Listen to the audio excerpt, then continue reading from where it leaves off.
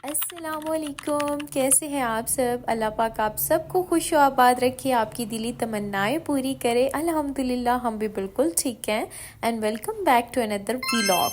ये vlog start हो रहा है 2:30 बजे से। जी हाँ, सहरी के वक्त से मैं ये स्टार्ट कर रही हूँ।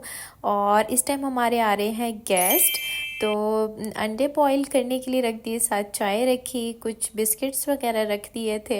और चूँकि मेहमानों के आने का अचानक पता चला था, इसलिए कुछ ख़ास इंतज़ाम तो हो नहीं सका। चने मंगवा लिए थे, साथ निहारी मंगवा ली थी, और बस ये इंतज़ाम था सारा। बेसिकली ज़्यादा व्लॉग मैं रिकॉर्ड कर नहीं सकी, बिकॉज़ आप जानते हैं कि सहरी का वक्त कितना शॉर्ट होता है। बस जल्दी जल्दी सबको सहरी वगैरह करवाई। आज दरअसल मेरी नंद आई हुई थी, और मेरी नंद की आगे ससुराल वाली फैमिली आई हुई थी। तो बेसिकली मैंने आपको बताया था ना कि हमारी फैमिली में शादी है, तो मेरी नंद की भी शादी है, और बेसिकली अदनान के कज़न्स ही हैं। तो ये लोग आज ना दुल्हन का सामान लगाने के लिए ना बहरिया में आए हुए थे।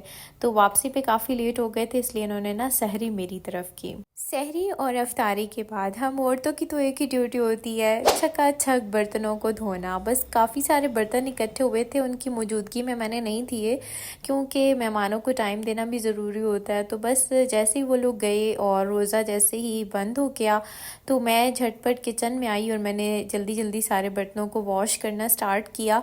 क्योंकि जितना मैस देखता है ना बंदा, उतना दिमाग बोझल हो रहा होता है। तो इसलिए मैंने सोचा कि जल्दी जल्दी बर्तनों को क्लीन कर लेती हूँ, और उसके बाद फिर ना फ्री होके सारी नमाज़ वगैरह पढ़ लूँगी। अच्छा, मेरे साथ बचपन में ऐसा होता था, और अभी फिर से ऐसा होता है। जब हमारे घर कोई गेस्ट आते हैं ना, और जब वो वापस जाते हैं, मुझे इतना तन्हाई तन्हाई सी महसूस होना शुरू हो जाती है। यानी कि ना मैं मिस करना शुरू हो जाती हूँ सबको, क्योंकि आपने इतना अच्छा जब टाइम गुजारा हो, तो फिर ऑब्वियसली आप मिस तो करते हैं ना। तो यहाँ पर मेरा सारा किचन जो है वो नीट एंड क्लीन हो गया था, और मेरा दिल इसको देख के बाग बाग हो गया था। घर को साफ़ सुथरा करने के बाद घर को साफ़ सुथरा देखकर जो सुकून की कैफियत होती है ना, वो एक होम मेकर ही समझ सकती है। आप लोग इत्तेफाक करते होंगे इस बात से। अच्छा, आज रात ना खूब जो है ना हवा चली, बड़ा ठंडा ठंडा मौसम था, और काफ़ी ना बादल वगैरह भी थे। तो सुबह जब हमने रोज़ा बंद किया ना, उसके बाद हल्की सी फवार जो है वो बारिश की पड़ी। और बस ये आज दोपहर में सारे साइंस देख के मुझे ऐसे ही लग रहा था कि जैसे गुज़श्ता रात जो है वो शब कद्र की थी। और बड़ी माशाल्लाह सुबह ना बादल बादल थे। मैं तो स्पेशली बाहर आके ना खड़ी हुई, और नबी पाक भी ऐसे ही करते थे ना, जब बारिश हुआ करती थी तो वो बारिश में आ जाया करते थे, और अपने कंधे से कपड़ा हटा दिया करते थे, और बाराने रहमत में खड़े होकर खूब अल्लाह से दुआ किया करते थे। और उसकी कैफियत ही इंसान की कुछ और होती है ना। तो काफ़ी देर ना मैं इसी तरह दुआएं करती रही। कंफर्म तो कोई भी नहीं कह सकता कि शब कद्र कौन सी है, क्योंकि इसके बारे में शरीयत जो है वो खामोश है। अलबत्ता कुछ साइंस जो है वो हमें शरीयत बताती है, जिसकी वजह से हम गैस कर सकते हैं। अलबत्ता तलाश तो आखिरी अशरे में करना ही चाहिए, तमाम ताक रातों में। हमारी वालिदा हज़रत आयशा रज़ी अल्लाह ताला अन्हा, जो कि नबी पाक सल्लल्लाहु अलैहि वसल्लम की बड़ी महबूब ज़ौजा थी, और उनको ना इल्म सीखने का बहुत शौक़ था। तो नबी पाक से अक्सर सवाल करती रहती थी दीन के मुतालिक, और उन्हें फ़िक़्ह में काफ़ी कमाल हासिल था। तो उन्होंने एक मरतबा नबी पाक से पूछा कि या रसूलल्लाह, अगर मैं शब कद्र को पा लूँ तो मैं अल्लाह पाक से क्या दुआ करूँ। तो नबी पाक सल्लल्लाहु अलैहि वसल्लम ने उन्हें दुआ सिखाई थी, जो कि कुछ इस तरह है, अल्लाहुम्मा इन्नका अफ़ुव्वुन करीमुन तुहिब्बुल अफ़्व फ़अफ़ु अन्ना। अगर आप लोगों को ये दुआ आती है तो आप लाजमी इसको पढ़ा करें, और अगर नहीं आती तो डाउनलोड कर लीजिए गूगल से, और इसको कसरत से पढ़ा करें।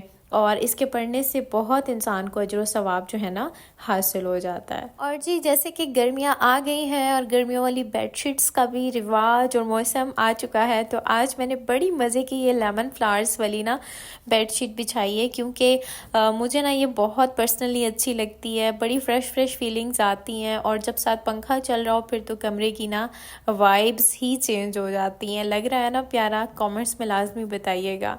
अच्छा, आज ना मुझे कुछ समझ नहीं आ रहा था मैं क्या बनाऊँ, यानी कि रोज़ का एक ही काम के सोचते रहो कि आज क्या बनाना है, आज क्या बनाना है। और रमज़ान की रूटीन भी कुछ इतनी फ़ास्ट चल रही होती है कि कुछ समझ ही नहीं आता कि बंदा क्या बनाए क्या बनाए। वैसे जब ना मैं हॉस्टल में थी तो वहाँ पे हमारी पूरी एक मेन्यू लिस्ट हुआ करती थी और हमारे कुक जो थे वो उसी को ही फॉलो किया करते थे और उसी के अकॉर्डिंगली सारा हमारा खाना वगैरह तैयार हुआ करता था। तो मैं भी अक्सर यही सोचती हूँ कि मैं ना अपने लिए एक बना लेती हूँ मेन्यू, उसी के अकॉर्डिंगली ना मैं कुकिंग करती रहा करूँगी। खैर काफ़ी सोच विचार के बाद मैं इस नतीजे पे पहुंची कि मटर आलू बना लिए जाए। और आलू भी इस टाइम पे हमारे मेरे पास सिर्फ एक ही पड़ा हुआ था, तो और मटर मैंने फ्रीज़ किए हुए थे। तो मैंने कहा चलो हमारा काम चल जाएगा, क्योंकि हम दो ही बंदे हैं खाने वाले, ज़्यादा तो हम खाते ही नहीं हैं। तो आज भी यकीन जाने मैंने बना तो लिया था खाना, लेकिन खाना हमने खाया ही नहीं, क्योंकि साथ इतनी और लवाजमात जब हो जाते हैं फिर बंदा खाना नहीं खा सकता बिल्कुल भी। आप लोग सुनाइएगा, आप लोगों की रमज़ान की रूटीन कैसी जा रही है। खैर अब तो बिल्कुल 5 रोज़े ही रह गए हैं और रमज़ान बिल्कुल जाने वाला है। थोड़ी थोड़ी सी ना अंदर दिल में उदासी आती जा रही है। कितना अच्छा मन था, इतनी अच्छी रूटीन बनी हुई थी और अब बस माह रमज़ान हमसे रुखसत होने वाला है। तो अल्लाह पाक हम सब के अमाल को कबूल फरमाए, जो टूटी फूटी इबादतें अल्लाह पाक कबूल करें। आका अलैहिस्सलाम ने पता है क्या फरमाया था कि कितने ही रोज़ेदार ऐसे हैं जिनको अपने रोज़ों से सिवाय भूख प्यास और जगह के सिवा कुछ हासिल नहीं होता। अस्तगफिरुल्लाह, यानी कि वो रोज़ा तो रखते हैं, सारा दिन भूखा प्यासा भी रहते हैं और रात को क़याम भी करते हैं, लेकिन उन्हें इन सारी चीज़ों का कोई फ़ायदा नहीं है। और क्यों नहीं है? क्योंकि रोज़ा आपको बेसिकली जो ट्रेनिंग देना चाह रहा है, आपके अंदर जो तकवा पैदा करना चाह रहा है। और तकवा क्या होता है कि आपने बुराइयों से बचना है, अपने नफ्स को पाकीज़ा करना है।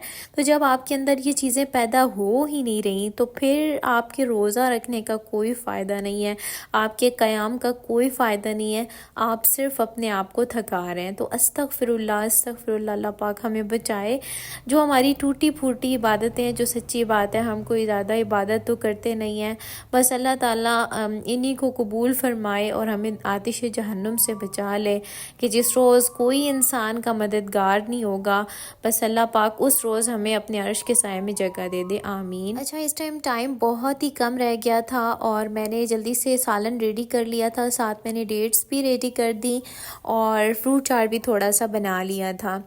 तो यहाँ पर मैंने शक्कर भिगो कर रखी थी, कुछ दिनों से मैं चीनी का इस्तेमाल नहीं कर रही और यहाँ पर ना मैं शक्कर और तुख मलंगा भिगो देती हूँ और बीच में लेमन भी डाल देती हूँ। तो फिर बाद में जब चाहिए होता है तो उस टाइम पे रूह अफ़ज़ा या जाम शीरी जो भी डालना हो वो डाल के तो फिर पानी वगैरह डाल के तो उसे यूज़ कर लेती हूँ। अच्छा, यहाँ पर ना कल मेरे से ये ग्लास टूट गया था और जब मैं इसको फेंकने लगी तो एकदम मेरे दिमाग में क्लिक हुआ कि नहीं यार, ये तो इतना मज़े का टूटा है, तो इसको हम पेंट करके कोई DIY कर सकते हैं। तो इसलिए मैंने ना इसको फेंका नहीं और मैंने इसको संभाल कर रख लिया।